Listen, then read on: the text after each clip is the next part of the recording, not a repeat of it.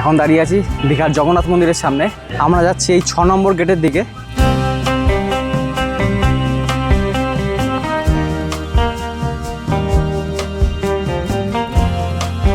চলে এসেছি জগন্নাথ মন্দির থেকে গাড়ি করে মাত্র 2 মিনিট। হোটেলে কত কি ঘর আছে, কত ট্যারিফ আছে সব কিছু বলবো। দীঘা ঘুরতে আসলে থাকতে পারো এখানে। এখন 11টা 15 বাজে, একটু ফ্রেশ হয়ে দুপুরবেলা সমুদ্রে যাব।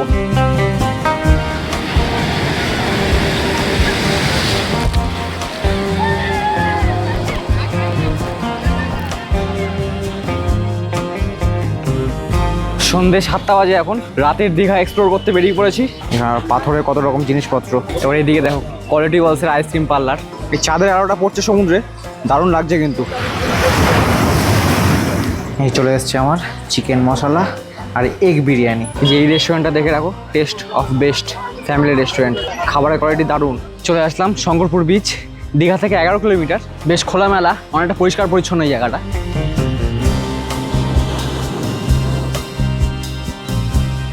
অফ সিজন বলে বেশ কমেই হয়ে গেছে। শীতকালে আসলে কিন্তু এটা খরচটা একটু বাড়তে পারে। ওয়েলকাম টু ভারত দর্শন ট্রাভেল, আমি গৌরব। এখন দাঁড়িয়ে আছি দীঘার জগন্নাথ মন্দিরের সামনে। কলকাতা থেকে 3.5 ঘন্টা লাগলো আসতে, 5:30 বেরিয়েছিলাম, এখন 9টা বাজে। 180 কিলোমিটার রাস্তা, ট্রেনে করে না, বন্ধুর গাড়ি করে এসেছি। আমরা যাচ্ছি এই 6 নম্বর গেটের দিকে। যেতে যেতে ডান দিকে দেখলাম এটা হচ্ছে জুতো রাখার জায়গা। এই যে এখানে জুতো খুলে ঢুকতে হবে, সেই ডান দিকে জুতো রাখার জায়গা। আর এইদিকে মোবাইলের স্ট্যান্ডটা রেখে যেতে হবে আমাকে। 10 টাকা লাগলো, পুরো ব্যাগটাই রেখে আসলাম আমি। পুজোর ডালা কিনতে চাইলে এখান থেকে কিনতে পারো। আর এর উল্টো দিকেই হচ্ছে গেটটা।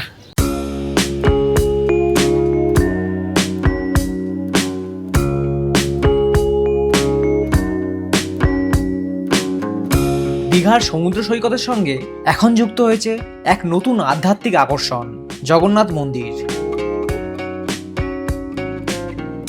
2025 সালের 30শে এপ্রিল অক্ষয় তৃতীয়ার শুভ দিনে উদ্বোধন হওয়া এই বিশাল মন্দিরটি খুব অল্প সময়ের মধ্যেই পশ্চিমবঙ্গের অন্যতম জনপ্রিয় তীর্থস্থান হয়ে উঠেছে। পুরীর ঐতিহাসিক জগন্নাথ মন্দিরের আদলে নির্মিত এই মন্দিরে প্রতিষ্ঠিত আছেন জগন্নাথ, বলভদ্র ও সুভদ্রা। প্রতিদিন ভোর থেকে রাত পর্যন্ত এখানে হাজার হাজার ভক্ত ও পর্যটকের সমাগম হয়। সাধারণত এই মন্দির ভোর 6টা নাগাদ খুলে যায় এবং দুপুরের ভোগ ও পুজোর সময় কিছুক্ষণের জন্য বন্ধ থাকার পর আবার বিকেল থেকে প্রায় রাত 9টা পর্যন্ত দর্শনার্থীদের জন্য খোলা থাকে।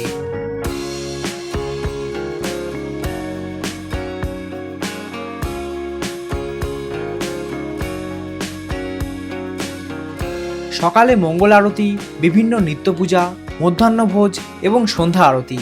সারাদিন জুড়েই চলে ধর্মীয় আচার অনুষ্ঠান। স্থাপত্যের দিক থেকেও দীঘার এই জগন্নাথ মন্দির সত্যি অসাধারণ। কলিঙ্গ স্থাপত্যশৈলীতে নির্মিত এই মন্দিরের সুউচ্চ শিখর, সূক্ষ্ম কারুকাজ এবং এর বিশাল প্রাঙ্গণ দর্শনার্থীদের মুগ্ধ করে। বেলে পাথর ও উন্নত মানের মার্বেল ব্যবহার করে নির্মিত এই মন্দির প্রায় 20 থেকে 25 একর জায়গা জুড়ে বিস্তৃত।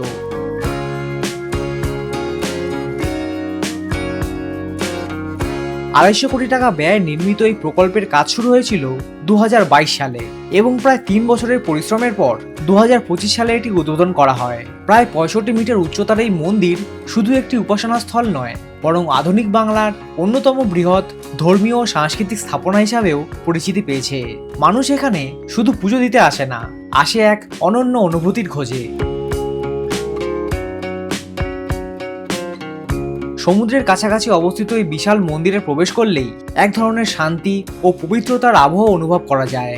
মন্দিরের উঁচু শিখর, প্রশস্ত চত্বর, ভক্তিমূলক সঙ্গীত এবং চারপাশের আধ্যাত্মিক পরিবেশ মনকে এক অন্য জগতে নিয়ে যায়। যারা দীঘায় শুধুমাত্র সমুদ্র দেখতে আসে তাদের কাছেও এই মন্দির একটি নতুন অভিজ্ঞতা এনে দেয়।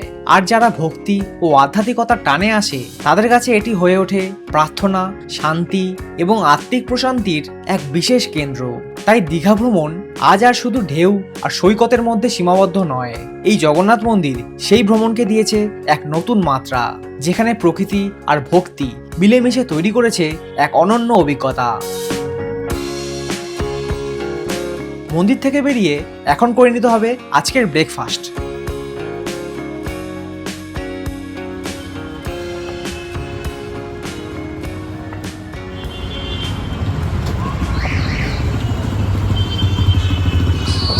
এইটা হচ্ছে এই 6 নম্বর গেটে যাওয়ার রাস্তা। এই উল্টো দিকেই চলে আসবে এই 5 পা এসে একটা টয়লেট আছে আর এই সামনে একটা খাওয়ার দোকান।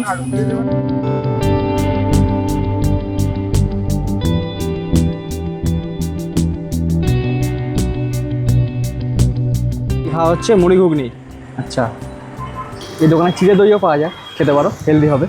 তো চলো এবার গাড়িতে উঠে আমাদের যাবো হোটেলে। এবার দেখে নাও হোটেলটা কেমন, হোটেলে কত কি ঘর আছে, কত ট্যারিফ আছে, সব কিছু বলবো। এবার ভিডিওটা দেখতে থাকো শেষ অবধি। আর ভালো লাগলে কিন্তু লাইক করতে ভুলো না। আর দীঘা ঘুরতে টোটাল কত কি খরচ হচ্ছে সেটা জানার জন্য ভিডিওটা শেষ অবধি দেখতে থাকো। ট্রেনে সিট রিজার্ভ করে আসতে চাইলে হাওড়া থেকে ধরে নিতে পারো সকাল 6:45 তাম্রলিপ্ত এক্সপ্রেস। সপ্তাহের প্রতিদিনই চলে ট্রেনটা। সেকেন্ড সিটিংয়ে 110 টাকা আর এসিতে 390 টাকা খরচ হবে। আসতে সময় লাগবে 3 ঘন্টা 20 মিনিট, মানে সকাল 10টা 5-এ দীঘা ঢুকে যাবে। চলে এসেছি জগন্নাথ মন্দির থেকে গাড়ি করে মাত্র 2 মিনিট হোটেল প্রিয়দর্শনী। ঢুকেই ডান দিকে রিসেপশন। তো আমাদের চেক ইন টাইম হচ্ছে 11টা, এখন 10:40 বাজে, মানে আরও 20 মিনিট অপেক্ষা করতে হবে। গ্রাউন্ড ফ্লোরে রেস্টুরেন্ট আছে এই হোটেলের, ওখানেই ওয়েট করি। আচ্ছা, এই রেস্টুরেন্টে কী পাওয়া যায় দেখে নাও। আমরা কী খাবো সেটা পরে দেখাচ্ছি। এই ভেজ থালি, এগ থালি, দামগুলো লেখা আছে পাশে পাশে। এছাড়াও অনেক কিছু আছে, সব কিছু আর দেখাচ্ছি না। সব রকমের থালি আছে, চিংড়ি, পমফ্রেট, ইলিশ, সব রকমের থালি, দামগুলো দেখে নাও। এই সেকেন্ড ফ্লোরে আমাদের রুম নম্বর 306।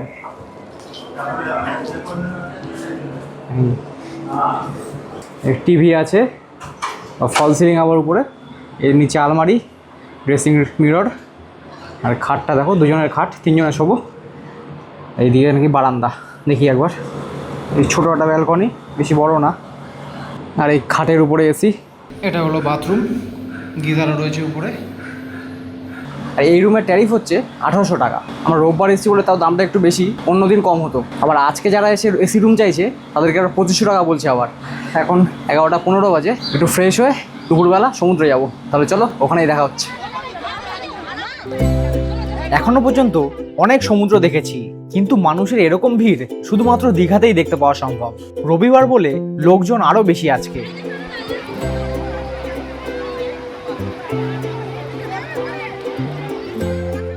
আমি অনেক বছর পর আসলাম এখানে। শেষবার যখন এসেছিলাম তখন এরকম কোনো ওয়াটার স্পোর্টস হতো না।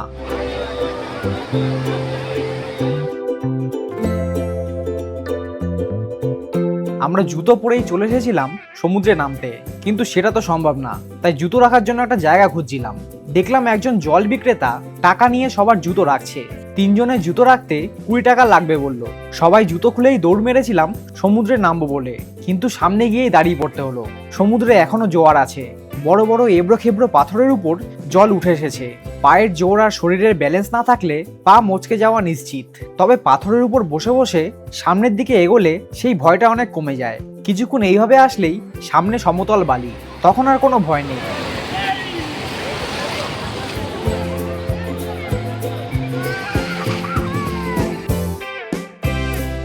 দীঘার আসল আনন্দ লুকিয়ে আছে এই সমুদ্র স্নানে। একটু গভীরে গিয়ে ঢেউয়ের মধ্যে দাঁড়ালে প্রতিটা ঢেউ যেন নতুন করে রোমাঞ্চকর স্বাদ দেয়।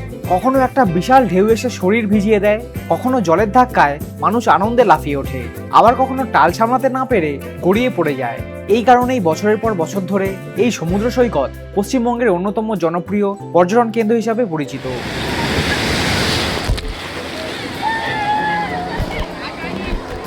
এখন আবার এর সাথে যোগ হয়েছে বিভিন্ন ওয়াটার অ্যাক্টিভিটিস। আমরা হেঁটে হেঁটে সমুদ্রে নামতে পারছিলাম না, কিন্তু এই আইসক্রিমওয়ালা গাড়ি নিয়ে সমুদ্রে নেমে পড়েছে, কিভাবে জানি না। যাই হোক, ভালোই হয়েছে। নোনা জলের সঙ্গে মিষ্টি আইসক্রিমের স্বাদ খুব একটা খারাপ লাগবে না। সমুদ্রে সাঁতার কাটতে না চাইলে ঘোড়ার পিঠে চড়েও কিন্তু ঘুরতে পারো। একজন বলল কালকে সমুদ্রে নামতে গিয়ে তার নাকি আঙ্গুল উড়ে গেছে, তাই এখানে জোয়ার থাকলে কিন্তু খুব সাবধান। এই জায়গা যেমন মনোরম তেমনি ভয়ঙ্কর। সমুদ্রের গর্জন, শীতল বাতাস, নোনা জলের স্পর্শ, সব মিলিয়ে দীঘা এমন এক অভিজ্ঞতা উপহার দেয় যা ভ্রমণ শেষ হওয়ার পরেও দীর্ঘদিন মনে থেকে যায়। এরকম সমুদ্র আমি জীবনে দেখিনি, একটু হলেই পা মুচকে যাবে। যাই হোক, 2টো বাজে, এখন খাবার দিয়ে যাবে বলেছে। 3টে চিকেন থালি অর্ডার দিয়েছি। এখানে দেখো ফোন আছে, এখানে রিসেপশনে ফোন করতে হলে 100 আর রেস্টুরেন্টে ফোন করতে হলে 111। এখানে টেবিলেও মেনু কার্ড দিয়ে গেছে। এই যে চিকেন থালি 230 টাকা করে। আমাদের রেস্টুরেন্ট থেকে ফোন করেছিল নিচ থেকে, বললো খাবার দিয়ে যাবো নাকি তোমরা আসবে, আমি বললাম দিয়ে যেতে হবে না, আমরাই যাচ্ছি। প্রথমে দিয়ে গেল ভাত, পাঁপড় ভাজা, আলু ভাজা, আর এই এটা লেবু। এখন আসলো এটা কি তরকারি, এটা আলু পোস্ত, ডাল, এখানে শাক আছে। সবশেষে আসলো এই চিকেন, 3 পিস দিয়েছে। খাবার কেমন লাগলো? খুবই ভালো। হ্যাঁ, তোমার ভালো ছিল না? হ্যাঁ। সন্ধ্যে 7টা বাজে এখন, রাতের দীঘা এক্সপ্লোর করতে বেরিয়ে পড়েছি। এই দোকানে দেখো কত রকমের মাছ ভাজা।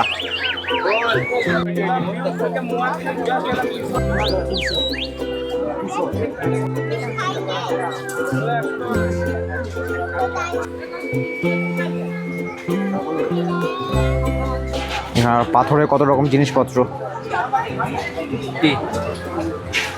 কাঠের পেন এগুলো না। এবার এইদিকে দেখো কোয়ালিটি ওয়ালসের ice cream parlour, ice cream, cold drinks সব কিছু রয়েছে। এই দোকানে সব লেডিস ব্যাগ সব রকমের, 2টো দোকান রয়েছে পরপর। এখানে পাথরের কত রকমের মূর্তি, ঠাকুরের মূর্তি।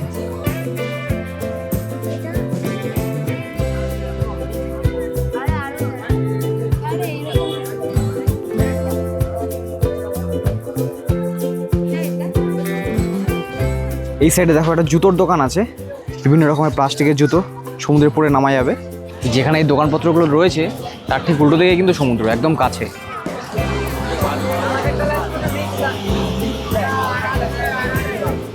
এই সমুদ্রের ধারে বেশ কিছু দোকানপাট আছে, আইসক্রিমের দোকান, এদিকে ভেলপুরি, ফুচকা।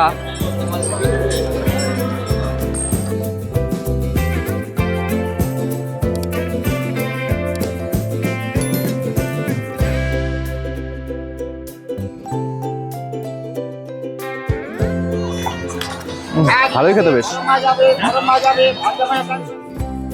এই চাঁদের আলোটা পড়ছে সমুদ্রে, দারুণ লাগছে কিন্তু। এইদিকে যেতে ভয় লাগছে বেশি দূরে, কারণ সকালবেলায় পড়ছিলাম একটু হলে, এখন পাথরের মধ্যে তো উল্টে পড়বো। কিন্তু সমুদ্রে যে হাওয়া থাকে সেরকম অত হাওয়া কিন্তু নেই আজকে, তার মধ্যে একটু গরম হাওয়া আজকে তার মধ্যে আবার। হ্যাঁ, তবে আইসক্রিমটা বেশ ভালো ছিল, মাত্র 20 টাকা দাম। তো বেশ নতুন একটা ডিজাইন দেখলাম আইসক্রিমের। এই আকাশের চাঁদের নিচে মেঘটা দেখো একবার, দারুণ লাগছে না। বসে থাকতে পারলাম না আর, একটু এগিয়ে যেতে হচ্ছে খুব সাবধানে। সমুদ্রের পাড়টা কিন্তু দারুণ লাগছে এখান থেকে, অনেকটা এসছি। আর সামনে এগোবো না, কারণ আজকে আবার ভিজতে হবে না হলে। সারাদিন জোয়ার ছিল, তার মধ্যেই প্রচুর লোকে স্নান করেছে, এখনও লোকজন গিজগিজ করছে।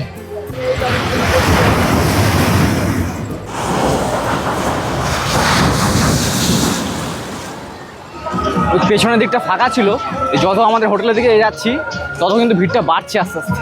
ওই 7টার সময় যখন এসেছিলাম তখন খুব একটা ভিড় ছিল না, কিন্তু এখন বাজে 8টা 15, এখন পা ফেলার জায়গা নেই এখানে। এখন হোটেলের দিকে ফিরছি, কালকে সাইট সিন করবো, ইচ্ছা আছে দীঘার কিছু। আর এখন ডিনার করতে হবে, যাই দেখি হোটেলের দিকে কি খাবার আছে।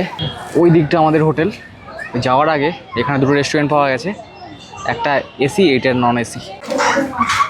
চলে আসলাম ভিতরে, মেনু কার্ডও দিয়ে গেছে। এই চলে এসছে আমার চিকেন মশলা আর এগ বিরিয়ানি, সঙ্গে রায়তাও দিয়েছে। খেয়ে দিয়ে বলছি কেমন লাগলো।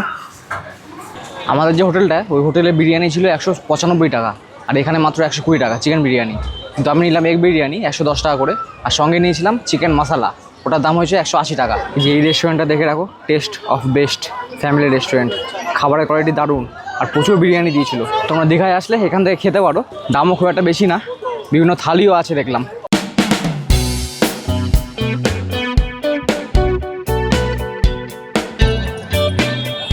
সকালে উঠে যদি ব্রেকফাস্ট করতে হয়, ওই আমাদের হোটেল থেকে এসে বাদিকে চলে যাবে,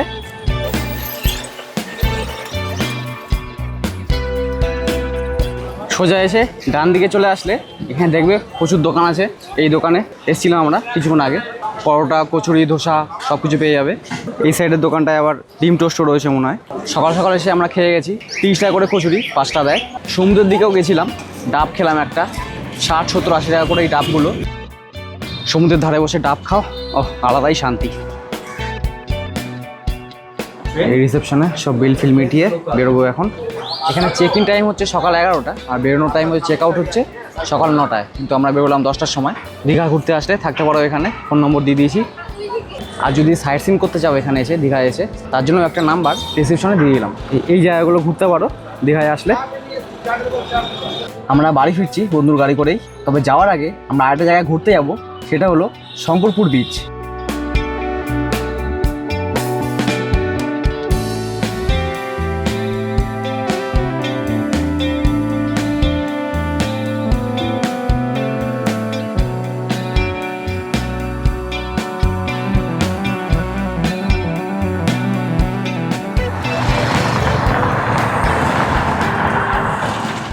চলে আসলাম শঙ্করপুর বিচ। দীঘা থেকে 11 কিলোমিটার, আধা ঘন্টার মতো লাগলো। কত নিল পার্কিং? গাড়ি পার্কিং করতে 40 টাকা। এই যে কত কি পার্কিংয়ের টাকা লাগে সেটা লেখা আছে এখানে, 2 চাকা 4 চাকা। ওই পাশে সমুদ্র, তার উল্টো দিকেই হচ্ছে পার্কিং বাইরে। খাওয়া দাওয়ারও প্রচুর দোকান আছে দেখো আশেপাশে। বঙ্গোপসাগরের তীরে গড়ে ওঠা এই সমুদ্র সৈকত একসময় মূলত মৎস্য বন্দর হিসেবে পরিচিত ছিল। তবে আজ এটি প্রকৃতিপ্রেমী ও ভ্রমণ পিপাসু মানুষের কাছে একটি আকর্ষণীয় গন্তব্য। ঢুকে কিছুটা ডান দিকে আসতেই দেখলাম একটা রেস্টুরেন্ট। বেলা 12টার সময় দ্বিতীয়বার ব্রেকফাস্ট করলাম। তোমরা চাইলে লাঞ্চও করতে পারো এখানে, কমের মধ্যেই পেয়ে যাবে সব খাবার। খেয়ে দিয়ে আবার নেমে পড়লাম সমুদ্রে। না, এখন আর স্নান করবো না, পাড়ে বসে হাওয়া খাবো আর তাকিয়ে থাকবো দিগন্ত বিস্তৃত সমুদ্রের দিকে। সমুদ্রের ঢেউ যখন পাথরের বাঁধে আছড়ে পড়ে, তখন সেই দৃশ্য পর্যটকদের মুগ্ধ করে দেয়। সমুদ্র সৈকতের পাশে সুন্দর ওয়াকওয়ে, বসার জায়গা, শিশুদের খেলার পার্ক, সামুদ্রিক থিমে তৈরি বিভিন্ন স্থাপত্য এই এলাকার সৌন্দর্য আরও বাড়িয়ে তুলেছে। সমুদ্রের সাথে ছবি তোলার জন্য দারুণ জায়গা এটা। ইচ্ছে করলে ভোরবেলা সানরাইজ বা বিকেলে সানসেট দেখতেও আসতে পারো এখানে।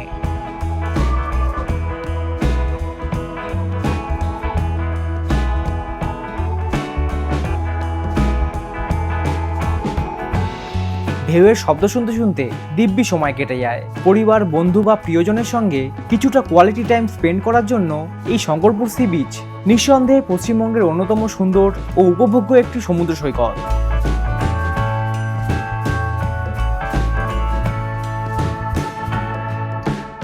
আর এখানে আসতে চাইলে দীঘা থেকে টোটো নিয়েও কিন্তু আসতে পারো। এখানে যেহেতু স্নান করে না কেউ, তাই দীঘার থেকে অনেক বেশি পরিষ্কার এখানকার জল। বেশ খোলামেলা, অনেকটা পরিষ্কার পরিচ্ছন্ন এই জায়গাটা। এখন এই শঙ্করপুর থেকে বেরোচ্ছি, এরপর একটা পেট্রোল পাম্পে যাবো তেল ভরতে। আসার সময় 1600 টাকার তেল ভরা হয়েছিল, এখন আবার যাওয়ার সময় 1600 টাকা তেল ভরবো। তাহলে যাওয়া আসা টোটাল আমাদের পার হেড 800 টাকা তেল লাগছে। আর তেল ছাড়াও টোল ট্যাক্সও লাগছে অনেক জায়গায়, সেটাও ভাগ করে দিচ্ছি 4 জন মিলে। তাহলে সব মিলিয়ে দীঘা ঘুরতে কত খরচা হলো সেটা বলছি একটু পরে। তার আগে যাবো মন্দারমণিতে। মন্দারমণি সি বিচটা ঘুরে চলে যাবো একদম বাড়িতে আমাদের। আর মন্দারমণি যাওয়ার আগে পেট্রোল পাম্পে যেতে হবে তেল ভরতে। ট্রেনে করে কলকাতা ফিরতে চাইলে দীঘা স্টেশন থেকে ধরে নিতে পারো সকাল 10:35-এর তাম্রলিপ্ত এক্সপ্রেস বা সন্ধে 7:30-টার কান্ডারি এক্সপ্রেস। দুটো ট্রেনেরই ভাড়া সেকেন্ড সিটিংয়ে 110 টাকা আর এসি বা চেয়ার কারে 390 টাকা। আর দুটোই হাওড়া ঢুকতে 3 ঘন্টা 20 মিনিট সময় নেয়। আমরা পেট্রোল পাম্প খুঁজতে খুঁজতে আবার দীঘার কাছেই চলে এসেছিলাম। 1600 টাকার ডিজেল ভরে রওনা দিলাম মন্দারমণির দিকে।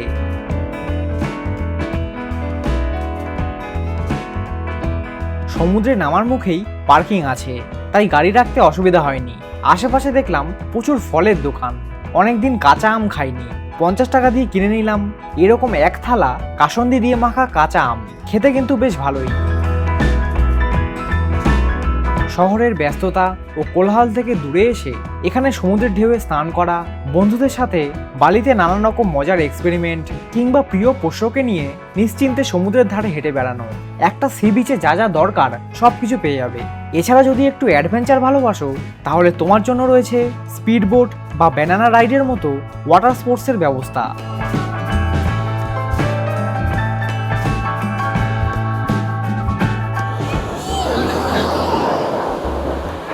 এখানকার বিস্তীর্ণ লালচে বালির তটরেখা, নীল সমুদ্রের ঢেউ এবং দিগন্তজোড়া খোলা আকাশ সবকিছু মিলিয়ে পর্যটকদের এক অনন্য অভিজ্ঞতা এনে দেয়। এছাড়া সমুদ্রের ধারে বসে ঢেউয়ের শব্দ শুনতে শুনতে নিলিবিলি সময় কাটানোর অনুভূতিও অসাধারণ।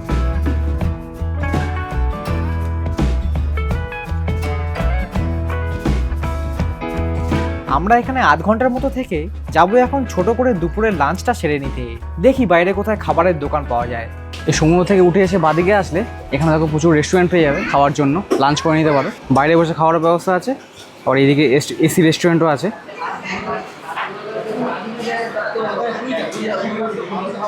মেনু কার্ড পেয়ে গেছি, দেখে নাও। অল্পই আইটেম আছে।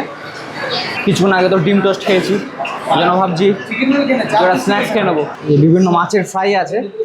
আমাকে বললো এই ভেটকিটা ভালো হবে আর প্রনটা ভালো হবে।